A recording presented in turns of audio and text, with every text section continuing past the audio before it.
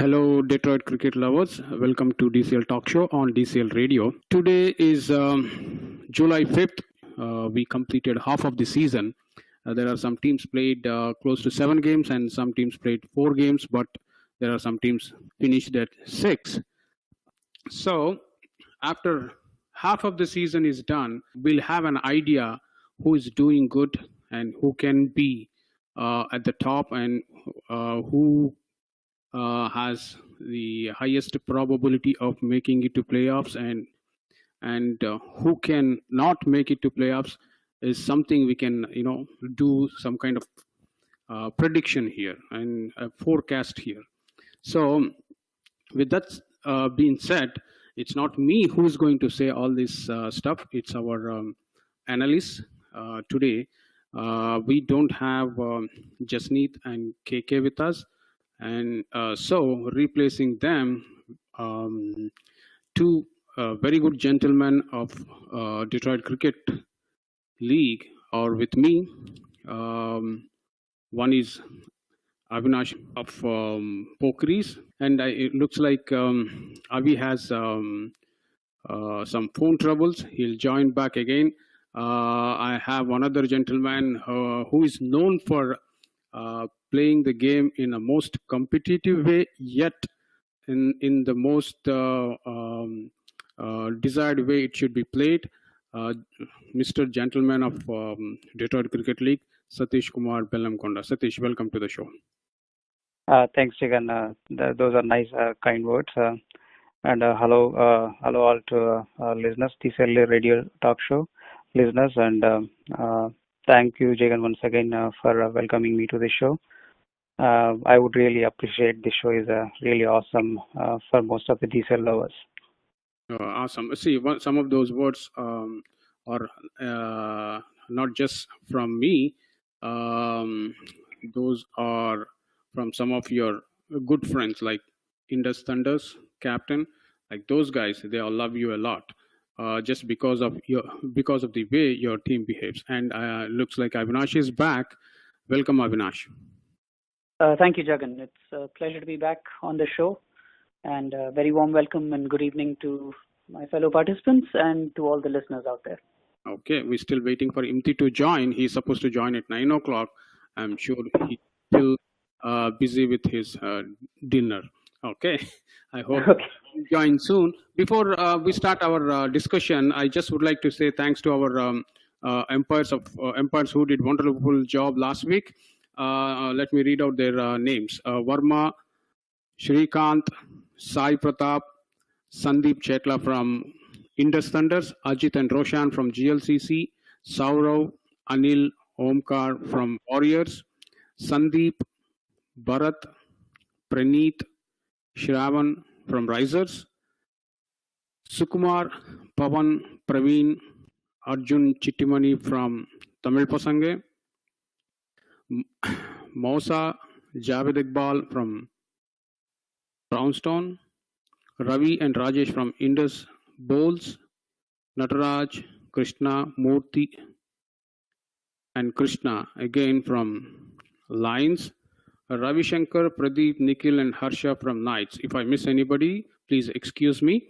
But last week I was in Milwaukee attending few functions. Last week is the first week I think we had uninterrupted games, all 15 games completed successfully, but the amount of calls that I got from umpires was too many in the sense for everything, even for a very small issue like which should take precedence, no ball or wide. Okay, those are the things people were calling me and asking me, and some briefings. So while I was driving, I had to explain all the rules to some of well-known personalities in Detroit Cricket League. That being said, I am sure Imti joined us. Welcome to the show, Imti. Hi, Jagan. Hi to all the listeners. Okay. Welcome to another week of DCL Radio. So, did you finish your dinner? No answer from Imti. So, I'll take it as yes. Okay, with that, let's get into our first game of the night. Is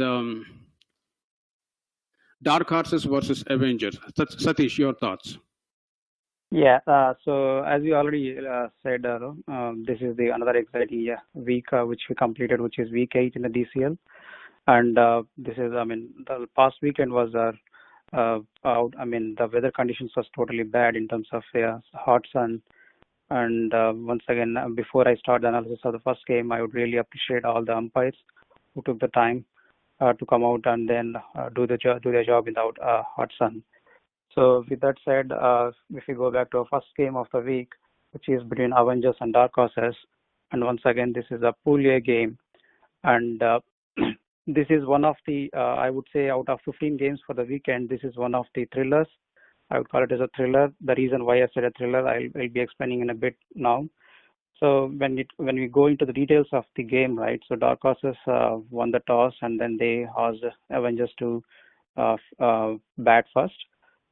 Which is a quite interesting thing. I would say instead of interesting, I would say any of the team or any of the captain would obviously think to wrap up opposite team and the low score and then go back to their batting, right? So with that said, Avengers came into the batting, and then their openers Dinesh and Sharath, they were they were doing better in initially of first couple of overs, but they got an early wicket, so Dark Horses could able to manage to get the early wicket. And then the first down person, which is Shiv from Avengers, he get along with the Dinesh, and then they both started playing really good. The scorecard clearly tells that they are not swinging their bat too much, but rather they're trying to pick up the gaps and take the singles and twos. And except Dinesh, Shiv, he is outstanding on the game, so he really scored a big knock on the innings. And I would say he really put down the pressure on the bowling department from Dark Horses. So he scored nearly about 44 runs for the ball, for a score which he scored in 61 balls, with making sure there are no boundaries or sixes from his bat. So that clearly tells how really good knock he would have managed to run between the wickets, quick runs, and then singles and twos. And with that, the Dark Horses, the bowling lineup was pretty decent. But however, they managed to get the second wicket of partnership for about 35 runs, and they took the second wicket, which is Dinesh, in the 11th over. So first wicket was fell into a second over, but it took really almost Dark Horses to come back to their position in a span of 9 overs. And from then on, they could manage to take the wickets in a quick intervals, like 10 runs partnership, like 60, 70, like that, until 18 overs. And finally, they could manage to get out the main person who was playing beautifully on that day, who is Shiv, at the 8th wicket. Really, I think Shiv got down in the 8th wicket when the scoreboard was sticking to 104. So Avengers, from one important point to be noted in this game is Avengers, they really played beautiful in this game. They played all their 25 overs of quota in the DCL. I believe this is the first game they played their full quota for the loss of. They could manage to score 109 runs for the loss of 9 wickets. And the Dark Horses bowling was decent here with all the bowlers. They were like one bowler, Chandru. He is outstanding. I know this guy. He bowls really good. He is their prime bowler in Dark Horses. He's outstanding spell of 5 overs, 16 runs with 1 wicket. And rest of the bowlers like Vishwanath, Krishna, Jashwant, Mahesh himself, Akash and Pankaj, they are also decent with their bowling. And one important note to be noted in Dark Horses bowling, they gave only single digit of extras, which is 9 runs. That clearly tells how disciplined bowling they bowled, apart from the runs scored from the bat. So with that being said, Avengers scored a good decent 109. But having said the version of the ball, T-ball, what we are playing this year, even 120 or 100 runs is not I believe it's not a good score. I mean, sometimes you have got to be really good bowling lineup to restrict that score. Otherwise, if the opposite team can capitalize a couple of partnership, they can easily chase that score. So having said that, Dark Horses came into their batting, and then as usual, their openers Vishwanath and Isaac, they started the first partnership. Like they scored until 28 runs in first 4 overs. They capitalized the power play pretty much, and then first 28 overs, Vishwanath got out for the runs of 4, but of course he couldn't contribute much this match. But he's a very fine player in the dark horses. But on the other side, when the first down person Sahil, he get along with Isaac, and then they both batted really superb, and then they could manage to get the another partnership of uh, some 50 odd runs. I'm sorry, as I think Isaac got out when Isaac came in. I think he got out very soon. I mean, when Sahil came in, Isaac got very soon, and Pankaj added to the second wicket partnership along with the Sahil, and they both scored almost 52. So when you look at the time runs perspective, in the when they're chasing 109, Dark Horses really doing excellent until first break of the 12 overs. They were like 70 for 2, which is outstanding performance from Dark Horses when they're playing with a big score, right? So they're really playing good. And then when they started off the next break, innings break, and they know they have got like 8 wickets in their bag, and then they wanted to chase the remaining 40 runs in 13 overs, which they probably could be aiming for the bonus point as well. And then they started playing good, and then they start giving away the wickets in a quick span of 5 to 6 runs in fifth, 6th, 7th wickets. They fall in the span of 4 overs, and then this game really went into wire now. So now they need like 18 more runs to be scored to win the game, and they're like already in 20 overs, and then they lost their 8th wicket. So now we all know that T-ball is the beauty of the T-ball game is there are prior experience, like the previous seasons we could lose like 5 to 6 wickets in the span of hitting 4 runs or 5 runs. So but then Dark Horses team from Dark Horses and Krishna and then Akash, they made sure they're not going to lose any more wicket from them, and they both batted brilliantly by hitting like 8 and 9 runs from the bat, and then they almost played like 4 overs. They played the entire game, and they could manage to get an achievement or get a victory to Dark Horses in 24.3. However, end of the result would be Dark Horses won the game with 4 points, and then Avengers could bag the bonus point with one on their and they opened their account in points table. Very well. So yeah. You have anything to say? No, I'm good. Okay. So the next game of the night is Mustangs versus Raptors, and Raptors did what they are supposed to do. Before I go to Imti, Mustangs, if anybody listening this show, you guys have to, complete the scorecard. Otherwise, it's a fine. Okay, Imti. Yeah. Before going into this game, the matchup Raptors versus Mustangs, probably from last weekend's predictions, it was a heavily one-sided matchup. Raptors all probably obviously being the favorites. And I think in this game, Raptors kind of got to express themselves fully for the first time in the season, where they got a full match and like they expressed themselves in the batting. And when they won the toss, they had no doubt this just went elected to bat. Playing all the 25 overs, they scored 142 runs, thanks to a brilliant opening partnership between Raj and Praveen Kumar. Raj also scoring his first 50 of the season, and I'm sure he'll be scoring more coming in the coming games for Team Raptors. He's such a beautiful player that like once he's there, he'll definitely keep going and play a long innings. So congrats to Raj for his first 50. And then, like I was saying, they had a solid partnership in the beginning. The top three performing beautifully, 51, 24, 21. When you see such good double-digit scores up in the order, that lays a good foundation for the entire team to come out and express in the later half of the innings. But unfortunately, looks like they kind of lost some quick wickets after Raj got out. And then in the end, Kiran coming and hitting some quick runs in the end, 12 from 6 balls and 11 extras adding up to the total. And in the end, they managed to score 142, which is a very, very good score. And like what we have been seeing in the season, like if you're batting for the entire 25 overs, 125, 130 is like a absolute minimum score. So I think Raptors did a very good job in the batting department, putting up the big total. Bowling wise, Mustangs standout bowler Sunil Kumar, 2 wickets, and then other decent bowlers, but like everybody having an economy above 5, 6. So it's a good bowling, but I would say like for lineup against Raptors, I think you need more attacking bowlers who can pick up wickets and stop that scoring rate. Halfway into the game, 142 big chase. Obviously, Mustangs must be on a low after that first innings. I don't see the scorecard, so I really can't talk much about their batting, but getting all out for 53 in 16 overs says that they were not able to steady the ship, or they didn't have any kind of resistance there. And pick of the bowlers, Praveen Kumar, very good all-round performance from him. He got 3 wickets for 4 runs and also scored 24 while he was batting. So it was like a very easy bowling, easy win for Raptors after restricting the opponent for 53, easily getting the bonus points, 5 full points, and on a roll. I think this will help them go forward and have the momentum on their side for Raptors. Okay, very well said. The next one is Pokeries versus Panthers. Avi, hot seat.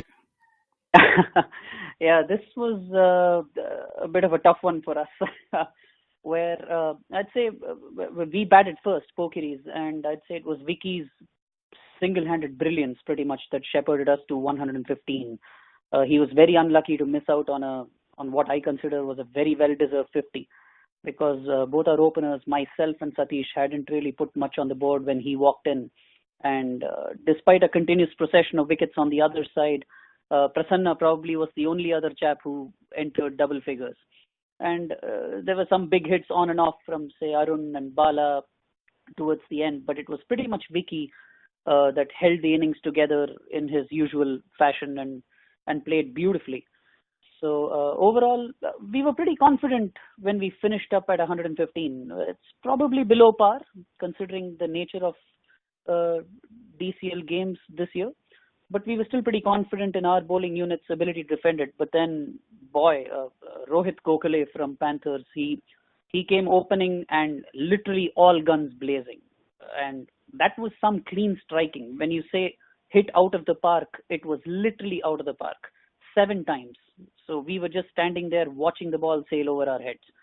So I'd say he pretty much single-handedly took the game away from us and won it for Panthers. They were about 78 in 9 overs when Rohit left.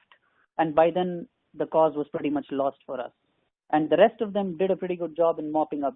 Although I have to mention Prasanna Govind from our side, from Pokeries, he bowled beautifully. On a day when most of our bowlers were getting carted all over, he was one guy who the Panthers guys found it very difficult to hit, along with Ranjit. Ranjit picked up just 2 wickets, but in reality, that doesn't tell you the full story. He bowled pretty well as well. And but Prasanna was just wonderful to take 4 wickets. But then it was a case of too little, too late. And well-deserved win for Panthers. I'd say we got roundly beaten. Okay. The next one is Blazers versus MI Rangers. Imti. Yeah, it's very unfortunate that this game we ended up on the losing side. Before this week, the predictions were pretty even, and we were kind of hoping that we would have a very closely contested match. It was a closely contested match. We won the toss. For the first time in the season, we tried to do something different, elected to field first. And the openers from MI Rangers, we got an early wicket, but then the second wicket partnership was very good between Aditya and Abhilash. Abhilash, like he is a very good batsman, very clean hitting, and he was like toying with the bowlers. Like for the first 7, 8, 9 overs, I would say like we were like clueless. We were missing chances, and then he was just hitting boundaries at will, and like he single-handedly took the score to like 50, 60 runs. He in the end he got out at 40. When he got out, the score was like 74 in 16 overs, and at that point they were actually looking at a very big score. I was actually thinking that we would be end up chasing like around 140, 150 with that form, that kind of batting from MI Rangers. But we got back into the game. Shreyansh from our side, like who picked 4 wickets, and then Akshat 3 wickets, kind of put brakes on that scoring rate, and then we kind of got back into the got back at them in the second half of the innings, and we were able to restrict them for 114. And when we saw that score of 114, we were like pretty confident that we would be able to chase it because we have been scoring consistently in this season so far. but I think the first wicket partnership between Nimesh and Krishna, it was a steady start, but I wouldn't say it was a quick scoring game in the beginning, and that could be one of the reasons why we had to catch up a lot in the end. But then after the openers, when Hari got in, then he just completely changed the complexion of the game. He was just in his brilliance, and like he has been very fluent so far in the season, and he just continued from where he left in the last game. He was pretty close to scoring another 50, but got out unfortunately at 40. And when he got out, we were in a when he was at the crease, we were actually in a good situation where we were cruising along. But once he got out, our other batsmen kind of struggled to even middle the ball or even get in contact with the ball. And surprisingly, the fifth and sixth bowlers from MI Rangers were actually very good compared to their regular bowlers who actually finished their quota very well in advance. Like we were actually hoping that we could easily score in the fifth and sixth bowlers bowling, but then that kind of backfired on us, and then in the end we kind of lost quick wickets, and we really couldn't catch up with the run rate in the end, and then the scoreboard pressure got to us and we got all out at 102. Bowling wise, like I said, the fifth and sixth bowlers, I would say they are the pick of the bowlers for MI Rangers, and I think in the end they kind of had to fight, but in the end it was a very good victory for MI Rangers to come back into the competition with this win. They got the 4 points, and they're right up and running in the competition for the top 5 spots. Congratulations to MI Rangers. Okay, before I go to Avi, normally Pokiris are very good at entering the scorecard, but somehow I see bowling figures are missing. So, really? I think so. Okay. The next one is Bulls versus that's Glads. true. Yeah. Bulls versus Glads. Avi.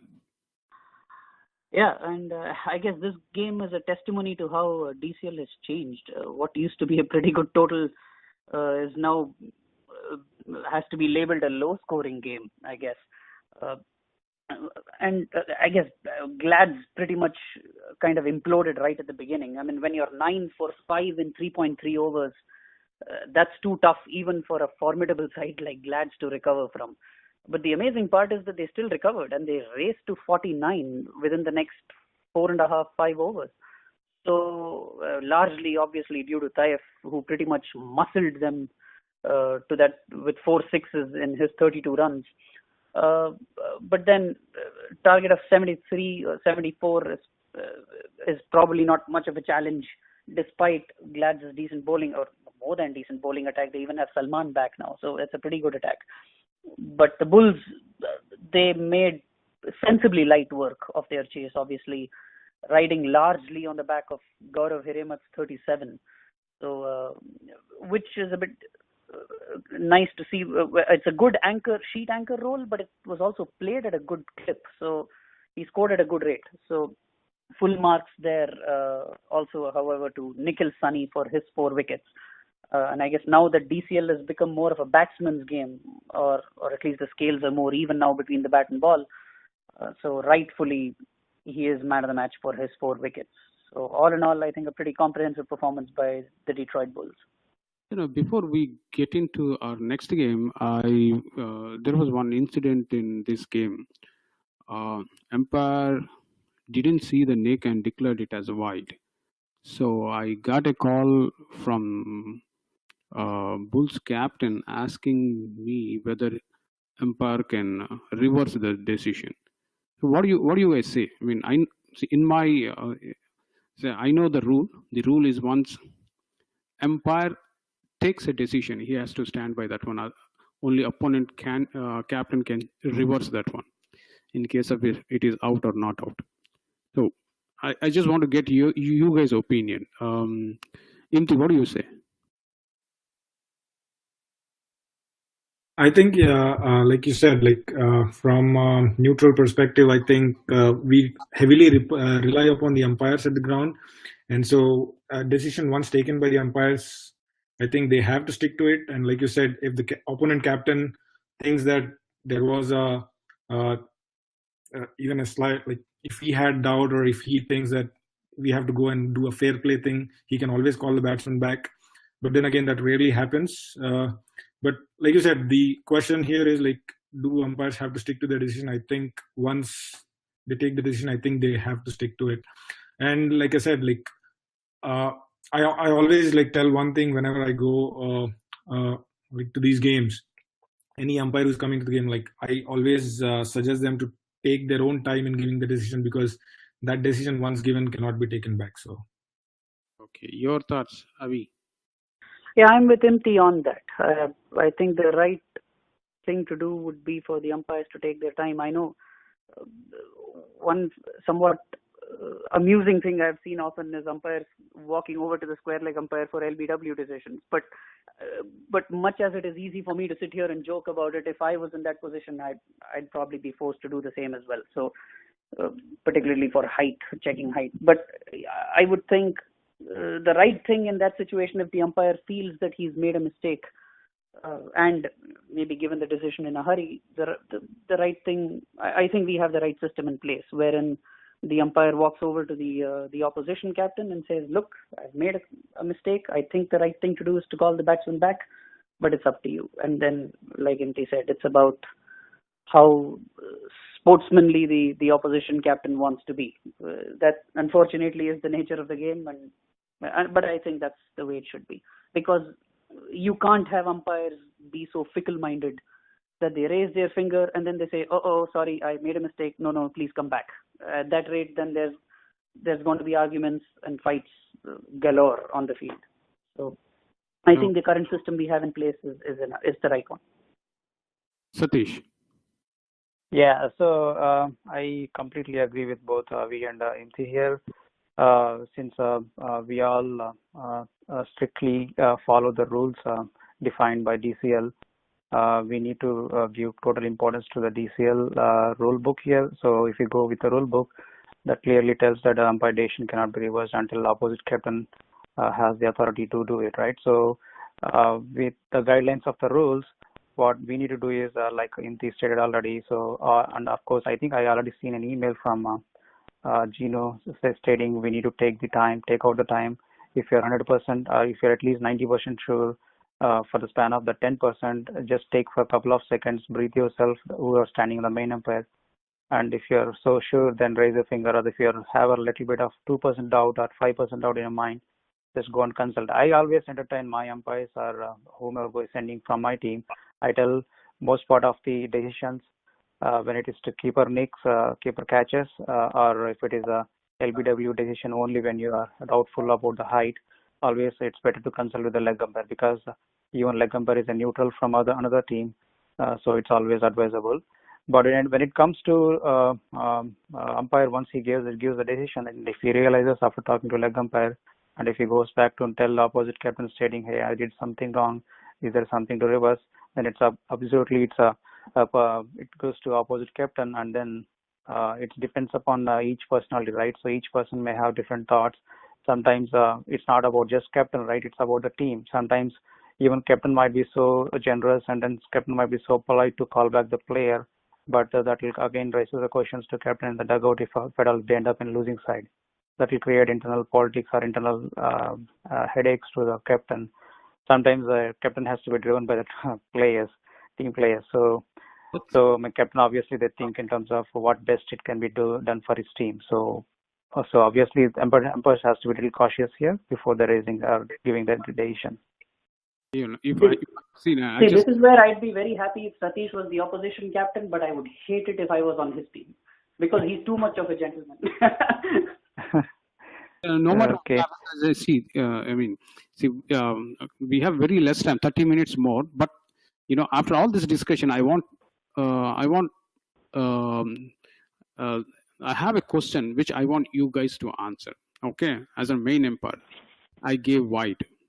Immediately, leg umpire said, it touched him. It touched the batsman. I changed that decision. Nobody questioned. Okay, even though I declared a wide, I changed that one. Both the teams. It happened n number of times. And I can name any league, any T-ball league. It happened in a lot of games with me. So why I am allowed to change that decision there. Okay, that's an awesome. I think that's a good catch, Jagan. Even I couldn't think. I mean, that normally happens in any of the game, right? Especially Yeah, for the leg side wides. We happy with call that. it as a wide and then we change it. It's not. Well, If you only can, because if it's an extra, then sure, the bowler always has a chance to go back and bowl the next ball properly. But once you've given a batsman out, the poor chap has no choice but to walk off. No, in this So, case, he was not given out. Okay. sure, I agree. Yeah. He was given not out, and umpire declared it as a wide. And then, okay, team pressurized the main umpire to consult with the leg umpire, and he went there and consulted with the leg umpire, and leg umpire said it is out. I So, agree. But I understand the dichotomy that you're saying, but I would say yes, in very close games, every single extra matters. But in most cases, the consequences of a dismissal or a lot or not is a lot higher than that of a single extra, especially in the case of a wide. At least a no ball, you still have a penalty for it by calling the next one a free hit. But it's just a wide. So I would say that the decision to give or not give a batsman out is a far more serious decision to reverse than a wide, which is probably why we have the additional check and balance. So in that regard, that would be my take on it. in other words, you're saying that your decision depends on the severity. Precisely. Depends on the severity. Right. Okay. With that, we'll go to the next game. Okay, Knockers versus Knight Riders. Yeah. So this game, Knockers versus Knight Riders. I would say it's a pretty dominant game, dominant performance by Knockers here. By looking at the scorecard, if you get into the details, Knockers won the toss and elected to bat, and they put down very big score on the board, which is 152 for loss of 8 wickets in 25 overs. When you go down to the details of the batting, the openers, Sanoj himself, he got into opening. He scaled up to the batting order for this match. He came into opening, and along with the Raghu, they both brilliantly batted until 8 overs for the span of 28 runs partnership, which is not an easy one. But they lost their first wicket, which is Sanoj, on 28 runs. And again, they lost quick wickets in the span of 7 runs and 10 runs. So totally, they were like 47 in 12 overs. The time of the first innings break, they were like 3 wickets, 47 runs. And here comes a real person, a real man for the game, who is Milan Patel. If I heard it right, he's a ex player for Knockers, and then he is back to Michigan after a couple of years gap. So Knockers must be really happy to have him back. So he really played outstanding innings in the match, right? So he scored almost 72 runs. He hit really 7 sixes in one innings, which is truly outstanding performance by any player with one boundary. And for the 4th wicket partnership, you can really see almost 70 wicket partnership. Milan really played here along with Rakesh. And in the middle order, Prabhu and Puneet, they couldn't manage to score big here. I'm sure when we have a big score of 120, when we get down, if any batsmen get down in that time frame, they'll try to swing their bat because they want to scale up that score to 200 or something, right? So in that span, I believe they lost their quick wickets. But at the end, Deepak, he made sure to hit some couple of sixes, and then he scored 19, which is a brilliant knock. And finally, they managed to score 152 in the span of 28 overs for a loss of 8 wickets. And KRCC, they have a decent bowling lineup. When they started the season, they had a brilliant, decent bowling lineup when they played against the TCS Stallions, the other games. Nalin Pass, Satish, they were like decent on the day, but one person, Setu Sharma, he was like he conceded 16 runs in 1 over. I believe that he is from Milan Patel. When KSS started chasing 150, which is big score, and we all know Knockers is one of the best bowling attack it has got in a DCL among the teams. And with having scoreboard 150 DCL, Knockers bowling lineup will have more confidence to control the runs. that's exactly they did. So their best bowlers Deepak, Arun, Puneet, Suyog, Dilip, and Prabhu. So everybody expelled their bowling brilliantly. Everyone they are like under 2, 3, 4 runs economy, and an outstanding performance by bowlers, especially picking up the wickets. Prabhu, Suyog, Arun, and then Deepak. They all picked up 2 wickets, and then 1 wicket went to Dilip. And again, their outstanding performance in terms of extras, single-digit extras, which is some performance by Knockers.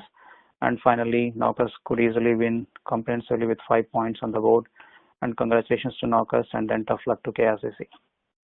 Okay, the next one is Rockers versus Blues. Imti. Yeah, probably this was one of the most evenly matched game going into this game. Rockers won the toss, elected to bat first, and I think they had a decent start for the first wicket. But after that first wicket partnership, not major contribution from their batsmen until their to-go man Gayadhar and came into batting along with Sandeep Krishnappa, who put up some resistance in there, scoring 21 and 11 runs, putting some decent partnership in the middle overs. But in the end, they only managed to score 90, which is kind of below par score. If you look at the extras, 18 runs, the second highest score in their batting scorecard. So that helped them to go to that 90. Maybe a few more runs from other batsmen could have helped them cross that 100 mark and psychologically have more confidence going into the bowling. For this 90 runs, I think the bowling performance, standard performance for Blues was from Anant Raman, 3 wickets picking, and then Mohan and Ashok picking 2 wickets each.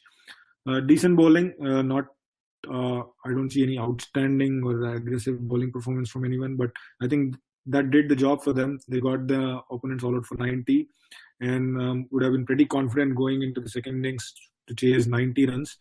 The way Blues have been playing in this season so far, they have been a little on and off, but whenever they have had their chances, they took full advantage of it, and that shows in this game too.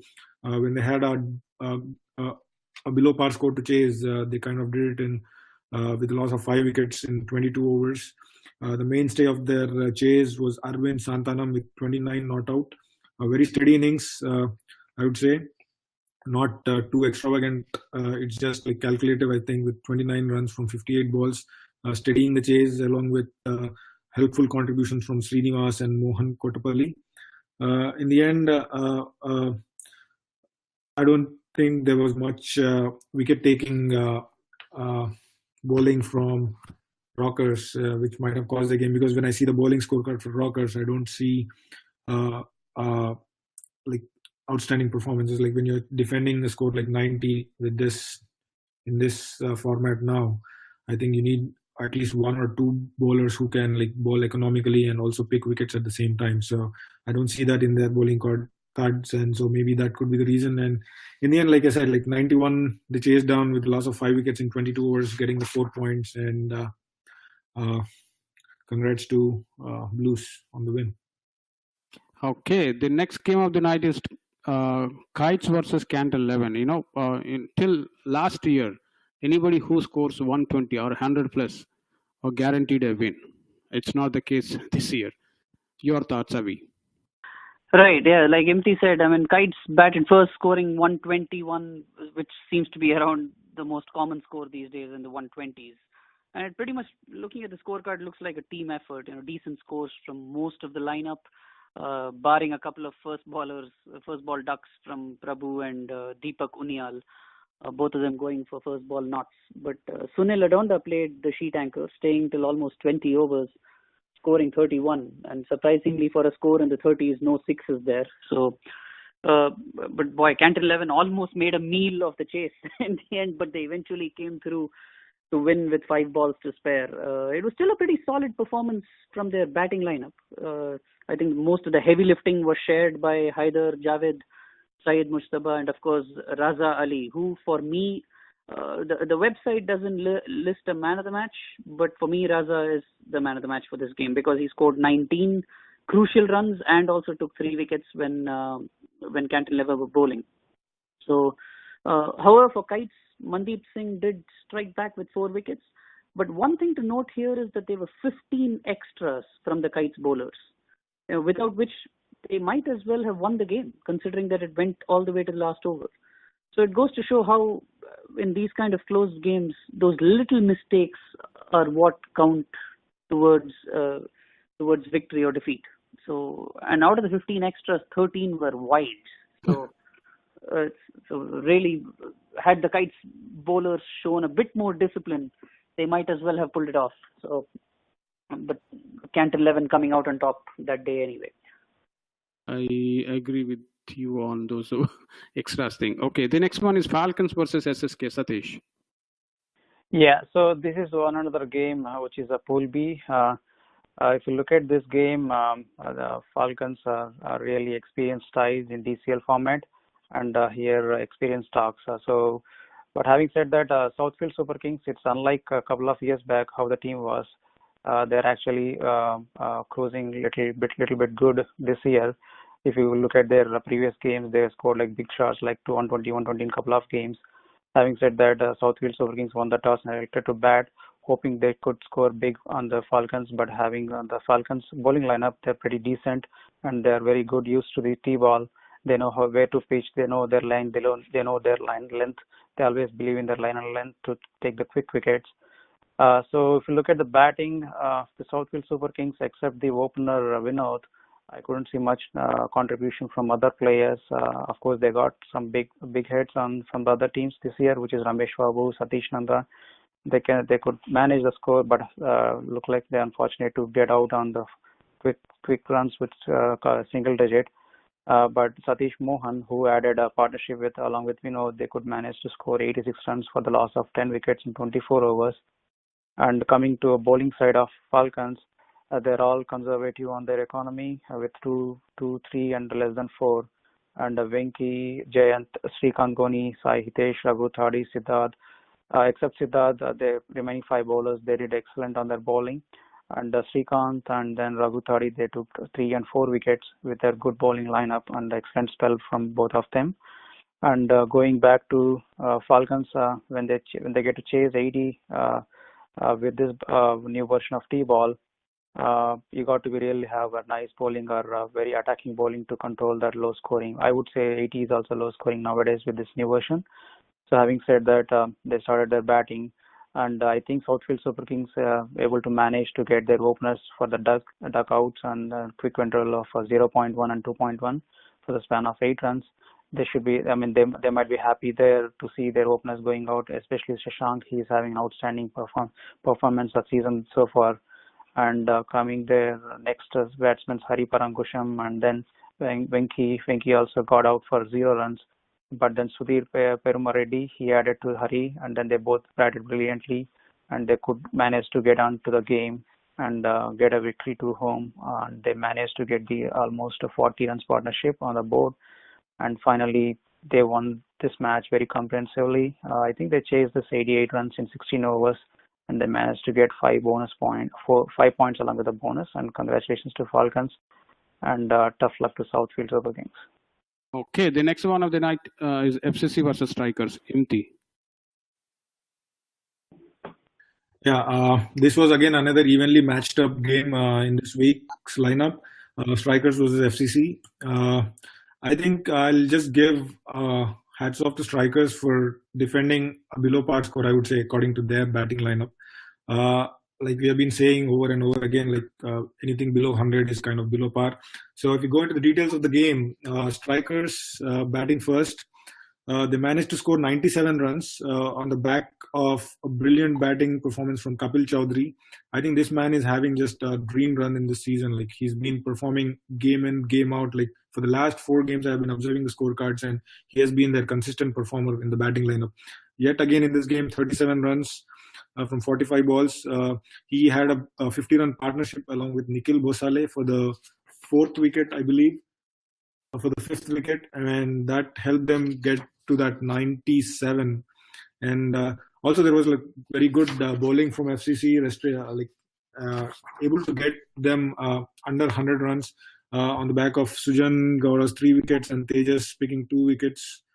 Karthik Wakiti 3 wickets. So there were like a team performance in the bowling from FCC, sharing the wickets between them. And in the end getting strikers all out for 97. So once they saw that score 97, I think they must have been pretty confident that they will be able to chase it down on the back of their batting lineup.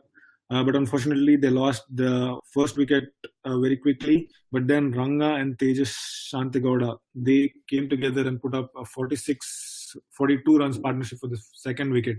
So at one stage, FCC were like 48 for 1 in the 10th over. And anybody's guess would have been like they would have just cruised through to chase the 98 runs. But like we know, cricket is a funny game. And then from that stage, they came back. And again, like I've been saying, Kapil has been having a dream run. So again, pick of the bowlers, I would say like 2 wickets for 12 runs with that economy rate in a low scoring game. And then Aditya Manurkar, who picked 4 wickets for 15 runs. I think these 2 bowling performances just put the brakes on the scoring, and also FCC losing those quick wickets in quick succession, like the wicket number 4 to 7, like they lost within a span of like 6 to 8 runs, and then that kind of put the brakes on the scoring card. And then I think that comeback bowling effort from Aditya and Kapil kind of closed the gates for FCC. In the end, like very tough luck for FCC because they were so close yet so far. They've been a little down on confidence, I would think, this season because they have been losing games the last 2 weeks, at least as far as I remember, the last 2-3 weeks. They're coming close to victory, but again, then losing, ending up on the losing side. So hopefully they get back together, make the basics right, and then come back strongly in the next games. But I would say like Strikers is having an absolute brilliant season so far. 7 games so far, and they're pretty top on the table. And I think they're for sure going to be one of the playoff contenders. Okay, the next one is Troy Hawks versus FCC Agni. Avi. Yeah, this was another rather remarkable game. Unless you pay close attention to the scorecard, I don't think I almost missed the sheer interest, the interesting aspect of this game, because I think Troy Hawks batted first, and as so often happens, the overall score unfortunately doesn't reflect the effort put in by the couple of people who batted really well in that innings, because of the collective letdown by the other guys. But I think both Joydeep Das and Venu Vardhan scored at a very good rate, which is pretty admirable, considering there didn't seem to be a barrage of 4s and 6s that we've come to expect this season. Although Venu did hit 3 maximums, but it probably points to some good placing and running on the part of the batsman. Although, like we say, those who live by the sport die by it, which kind of got proved by Venu getting run out. But with the others not quite standing up, I guess Troy Hawks kind of lumbered to 102 in 23 overs, which, like I said, really doesn't do justice to the brilliant effort from these 2 guys. But FCC Agni in return, it looks like they huffed and puffed their way to victory in about 24.1 overs. But if you look closely, Agni were 52 for 8 and pretty much on the mat. And Troy Hawks had this 1, but then largely courtesy of Nitin's brilliant 35, Agni fought back and to win the game, which is pretty phenomenal in my opinion. And credit also goes to Moon Katula, because he hung in there at the end along with Nitin and scored a valuable 15, which happens to be the second highest score, along with, again, the extras from the Hawks bowlers, so which is also 15. So, but all in all, I think that would have been a very fascinating game when, Agni were pretty much down and out, and then things changed, and it lives up to the moniker that cricket is a funny game. Yeah, So, see, tough luck. another thing I observed there, Troy Hawks, they only played 23 overs. Had they played those additional 2 overs, they would have won. Exactly.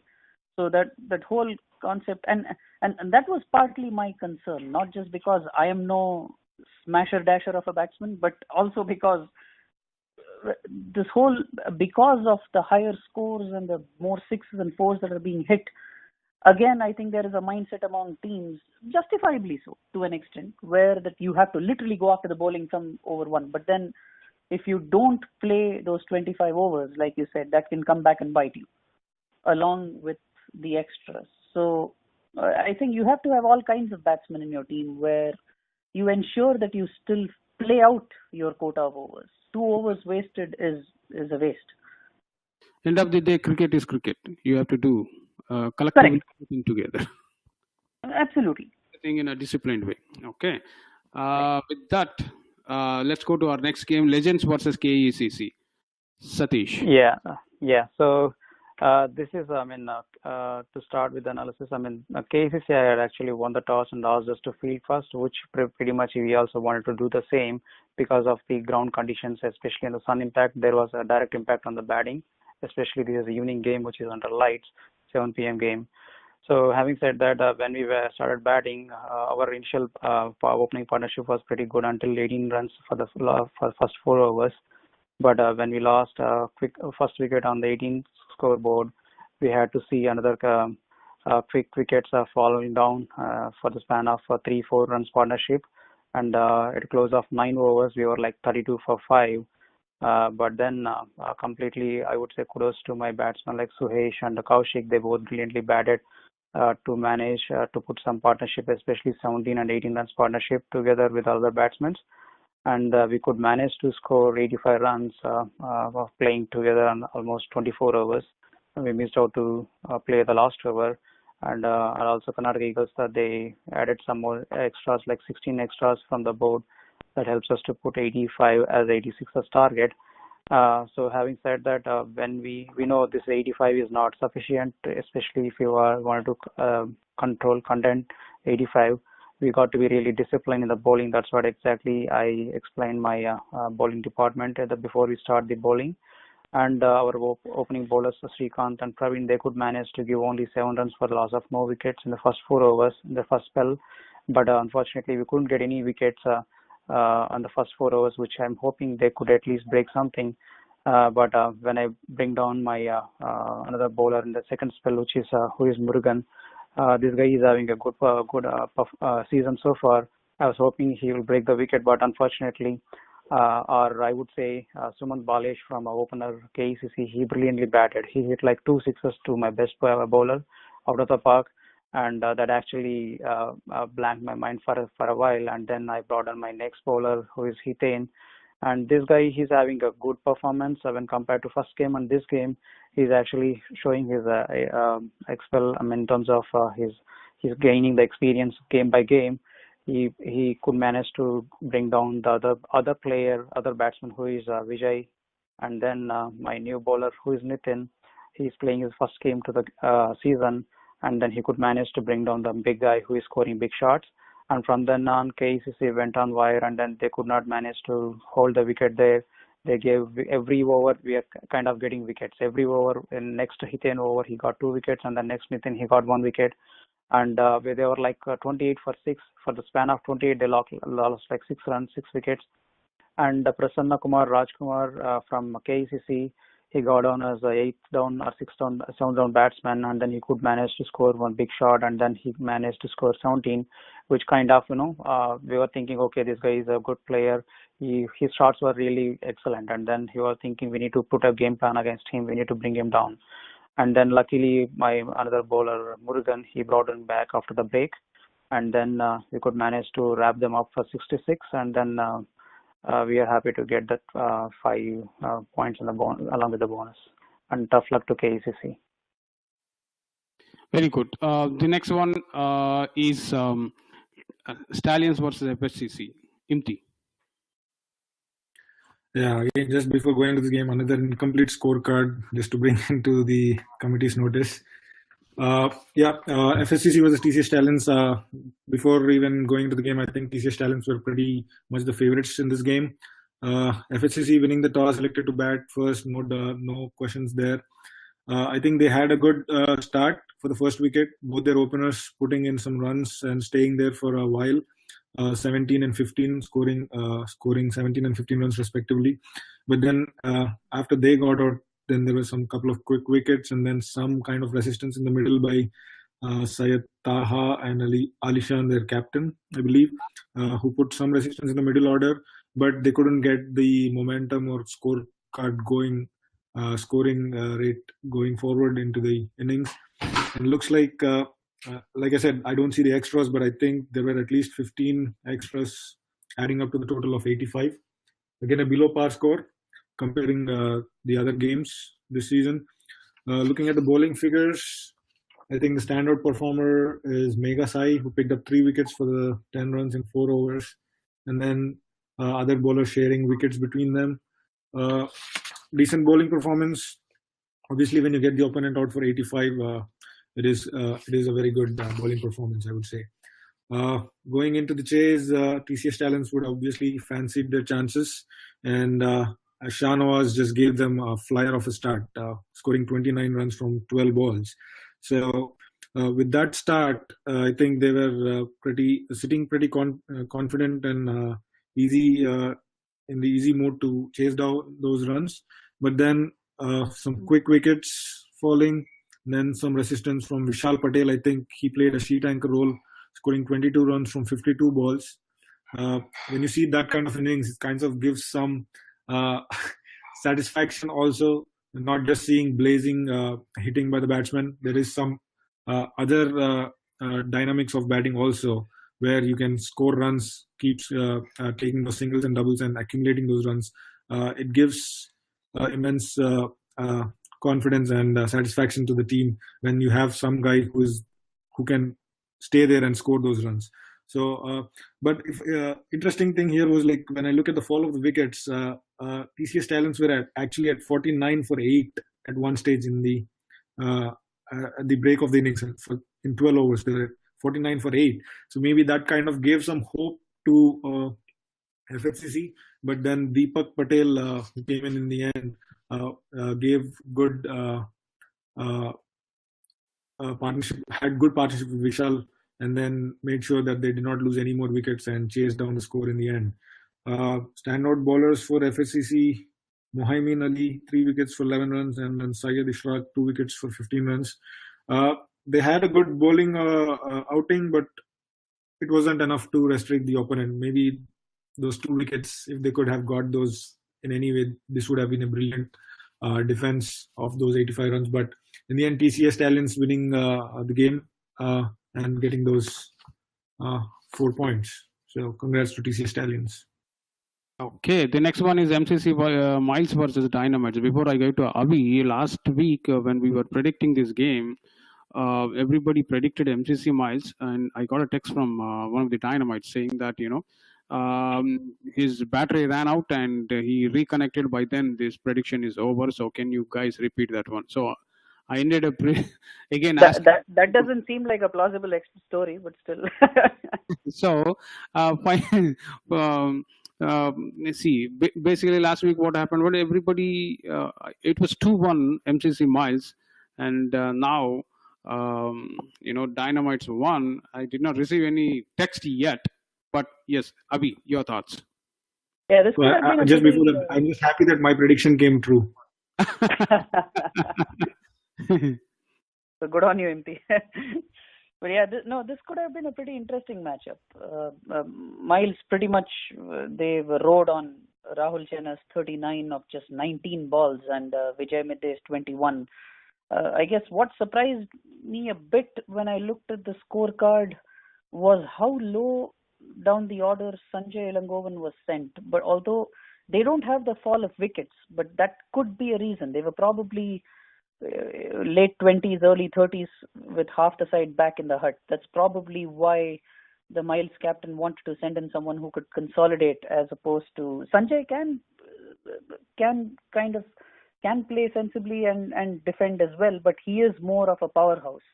So that's probably why he was held back. Unfortunately, it didn't really pay off because he got out first ball, which doesn't happen very often. But Sahil and Fani still played good hands to take them to 121.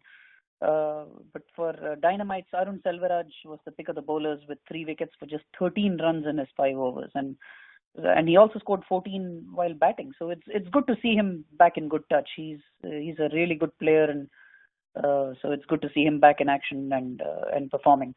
But Miles, although they reached 121, which, as we've talked about, is a par score, they kind of shot themselves in the foot again with 19 extras in bowling. So that's pretty much like one of your people batting for the opposition. You've literally contributed a batsman. when you give away 19 in just extras. So that coupled with Sai Jitendra's 39, which deservedly earned him the man of the match, pretty much earned Dynamites the victory as well. Okay. Then the next one is, and the last one is Safaris versus Rising Stars. Satish. Yeah, so Safaris and Rising Stars, so this is one of the highest scoring, I believe Rising Stars scored 180, which is the second highest in season so far for 2018. I believe first highest is by Brownstone against KCC and second highest is Rising Stars. So getting into details, Rising Stars won the toss and elected to bat, which exactly pretty much everyone will do because having said the Safaris is a new team to the season and everybody wanted to bat against the new team, so because they will plan for they will be aiming for big scores, and that's exactly they did in their batting, including everyone, right? Everyone batted exceptionally except Jalpinder Patel, which is a single digit of 1 run. Otherwise, everyone else was batted brilliantly inside double digit, especially their opening partnership with Prashant Patel, captain himself, and along with Drumil. And one outstanding performance, which has to be noted, right? Drumil Trivedi. He is one of the finest player, I believe, this year. He's having a brilliant season so far in DCL. I think he already scored 250 so far, and he's one among the batting pool table. He's leading the table, I believe. He's one of the top 5. So otherwise, Pramod Kumar, Chintan Patel, everybody had a brilliant knock. Especially Pramod Kumar looks like he swing his bat a lot, and then he could score 3 sixes. Otherwise, no other boundaries or sixes from other batsmen. Especially Drumil, he's a left-hander batsman. He is actually making use of that advantage for the DCL dimensions, and he scored at 50. So kudos to him congratulations to him on the 50. Coming to Safari's bowling, having said it's a new team. Their bowling lineup is okay, but it has a lot of grooming needed and a lot of lessons to be learned in their bowling lineup. And they gave away 27 runs. That's where they need to start on looking their extras. They need to work out their extras and then bowl wicket to wicket, pick up their line and length. So they kind of tried almost 8 bowlers in the board, and everybody they're like 7 runs or 8 runs economy. So they had a lot of homework to be done. And so when Safaris got a chance back to chase 180 runs, and they know they're aiming for big score, they want to go for big shots early, and I believe that they try to do it with their openers, but it didn't work out except the opener non-striker Maksud and then Srinivas. Everybody else got out for single digit without contributing much. But I would say Safaris upon their season, this is one of the finest innings they played from their batting, because every other game they knocked out by 50 runs or 60 runs or less than 50. I believe this is the first time they're scoring more than 75, which is a little bit of achievement from their end, but they still needs a lot of things. But otherwise, this game is pretty much dominant performance by Rising Stars, and then Rising Stars is a beautiful team, a brilliant team this year. They had some big knocks, and they could easily bag their 5 points in their scoreboard. Okay, congratulations to Rising Stars, and then tough luck to Safaris. With that, we finished all the games. Let's quickly get into our predictions. The first one is Indus Thunders versus the Detroit Bulls. Both are unbeaten teams. Satish. I will go with Indus Thunders. Imti. Indus Thunders. Okay. Avi. Thunders for me as well. Okay, 3-0 Thunders. Okay, Canton 11 versus Southfield Super Kings. Very, very evenly poised talents. Satish. I will go with Canton 11. Imti. I think I'll go with Canton 11 too. Okay, Avi. Make it 3-0. Oh my God.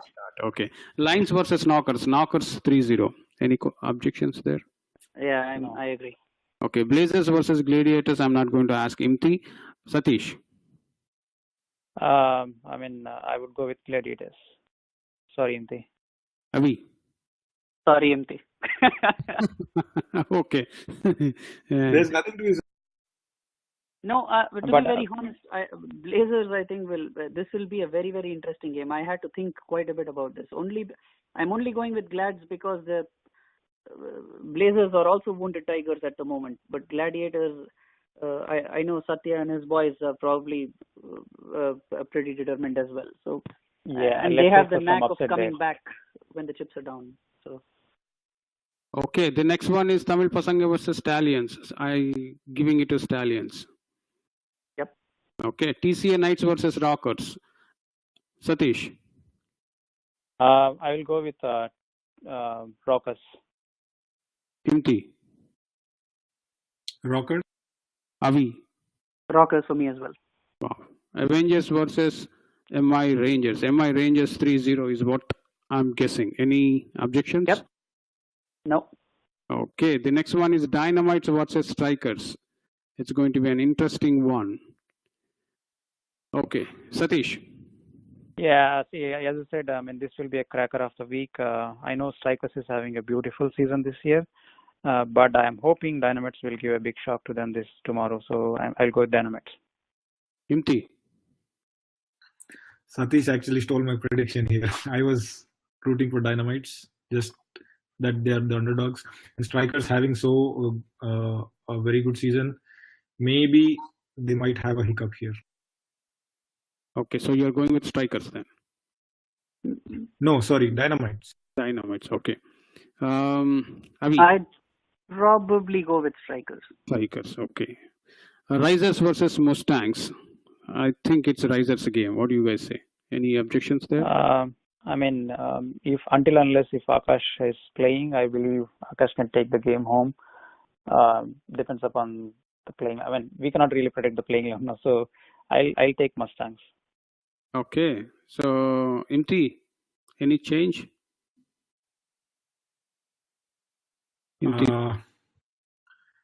I'll go with Risers. You go with Risers. Okay, Avi. Risers for me too. Okay, 2-0. FCC versus Raptors. I'm guessing Raptors. Any objections there? Okay. The next one is Warriors versus Tri-Hawks. Warriors. Yes, I say so as well. Okay. The next one is FHCC versus GLCC. I can't say anything because I play for GLCC, so I give it to you three guys to decide. Satish. 3-0, I think. 3-0, I think GLCC. I'll go with 3-0. Yeah, I agree. Okay. Imti. Yes, 3-0 for GLCC. Okay. Falcons versus Knight Riders. This is going to be very interesting. I think Falcons 3-0. What do you guys say? Purely based on momentum, I would say Falcons. Yeah. Yeah. Any objections there? No. Okay. Next one is Blues versus Brownstone. This is going to be very interesting. Though, I want to say Brownstone. You never know. Okay, Satish, what do you say? Yeah, so Brownstone this season it hasn't really started up pretty much good. So, but having said, the Blues is coming with a victory for this game. I would pick up Blues this game. Okay, Imti, what do you say? I think I'll go with Brownstone. Brownstone, okay. Avi? Brownstone for me as well. Okay, yeah. I should have said 3-0 Brownstone, but then, you never know with the Brownstone. The last game of the night is FCC Agni versus Indus Bowls. Oh boy. Satish? I take FCC Agni. Imti? FCC Agni. Avi? 3-0. Okay, with that we concluded tonight's show. Thanks a lot. We'll close the tonight's show with last words from our analyst, Satish. Yeah, so another exciting year this year, which is 2018 DCL. So far, as I already stated, right, we are into halfway through the season. So far, most of the games were being washed out by rain, but however, the games what have happened, they're pretty much exciting. There are thrillers, there are easy games, and then whatever. So the season is going pretty well. So I would request all players to hang tight and play the game in a sporty level, and just enjoy the cricket in your personal time and have fun. Okay, Imti. Yeah, like just Satish mentioned, we are halfway through the season, and the race for the playoffs is getting quite interesting, with some teams pretty nicely placed in the pool and some teams still trying to figure out their combinations and trying to get into the top 5 from their pool. I think it will be an interesting week again, another interesting week, and hopefully teams can come up with wins and change their positions in the pools and make it more interesting for the next week. So I would just wish all the teams good luck and play fairly this week. Okay, Avi. Well, Jagan, first of all, thank you very much again for bringing me back on the show. It's been a privilege, and to do this alongside Imti and Satish, two of the nicest and most decent chaps that I've played alongside. I think it was an absolute pleasure, and it's a beautiful game that we all play. So take the game seriously. Don't take yourselves too seriously. Enjoy yourselves. Good night. Good night. With that, we will conclude tonight's show. Keep listening DCL Radio. This is DCL Talk Show. Good night, guys.